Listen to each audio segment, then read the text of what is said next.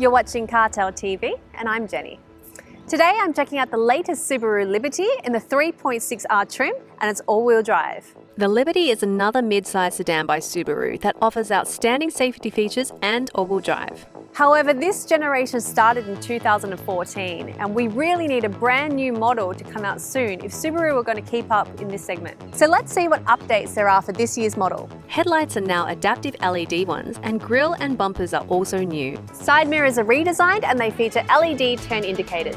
But more about them when I get behind the wheel. Aside from those changes, this year's model is pretty similar to last year's. Which means it is a handsome mid-size sedan with some aggressive features such as this sculpted bonnet and angular lines at the front. The side is also visually pleasing with nice door line and 18-inch alloys, while these large taillights take away some of the flair. I don't know, but to me the design has a bit of Commodore and Camry flair. Its looks are okay, but I have to say that it will soon look outdated. Look, it's held up pretty well for its age, but I'm ready for something fresh. Engine choices include 2.5 and 3.6 litre boxer petrols. But sadly, also both paired with CVT gearbox. The one I have here is the larger lump, the 3.6 litre, and it produces a respectable 191 kilowatts of power and 350 newton meters of torque. But there's also no forced induction, which provides that wonderful linear acceleration, but also asks for more revs to get to the top figures. And when I say more revs, I mean 6,000 for the top power and 4,400 for the top torque. Remember I mentioned the new side mirrors? Well, their redesign is actually practical rather than stylistic. Subaru says the new design significantly reduces wind noise. Now these mirrors, they're noticeably closer to the windows, which is sure to reduce wind noise. The reduction in wind noise also means that the road sound is more prominent. It does feel like the Liberty falls behind some premium models in that respect. Other novelties in the Liberty include a number of slight changes that add up to a noticeable difference in ride. Now steering is said to have been changed to create a more linear feel. I can't really say I notice a huge difference in this respect, but it does give great feel. It's perfectly weighted, direct, and gives reassuring feedback. So the Liberty also got a suspension adjustment.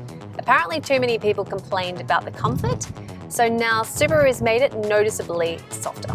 And yes, it is more comfortable now, but it has lost some of the sharpness and control that it used to have, and that is a shame. As for the gearbox, just like on the Outback, the CVT has simulated shifts that bring it closer to a conventional torque converter automatic, but the continuous CVT nature is still present. As you may know, for me, I just find CVTs take away from the driving feel. On the other hand, they are wonderfully smooth and efficient, and this one is too. Now it will be a matter of driver preference, but having just driven the Outback and this one back to back, I have to say that the Liberty has a lot better response. Official fuel consumption for the 3.6 is 9.9 litres per 100 kilometres. We all know that factory claims are optimistic, to put it nicely, but this one is actually pretty close to the stated values. The Liberty also shares the Outback's towing capacity at 1,500 kilograms, and that's always impressive in a mid-size sedan. Grip has never been a problem for Subaru, and the Liberty is the same. Its symmetrical all-wheel drive with active torque split gives reassuring control. On the inside, the changes are more noticeable. This facelift introduces a more premium feel with material upgrades and their already familiar, minimal yet elegant design.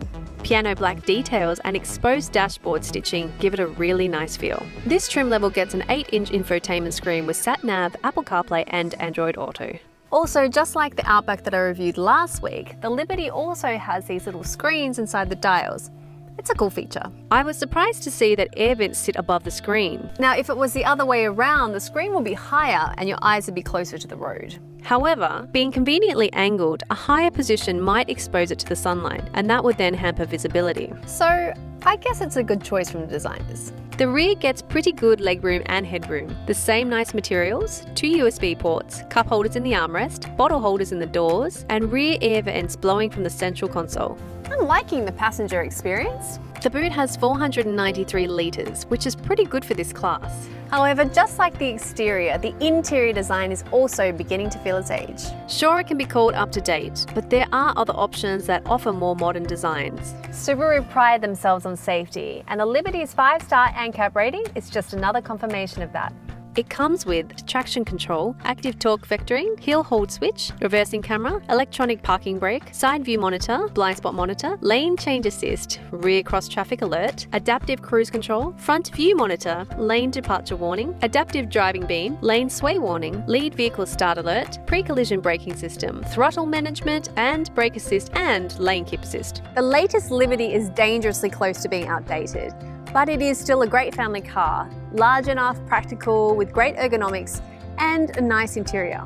Prices start at just over $34,000 and work their way up to $48,000 for the top of the line with the bigger engine. Some upgrades to the Liberty are imminent. And they should include more modern lines, better compromise between comfort and steering, and possibly forced induction engines. But on all other fronts, the Liberty is a fine machine.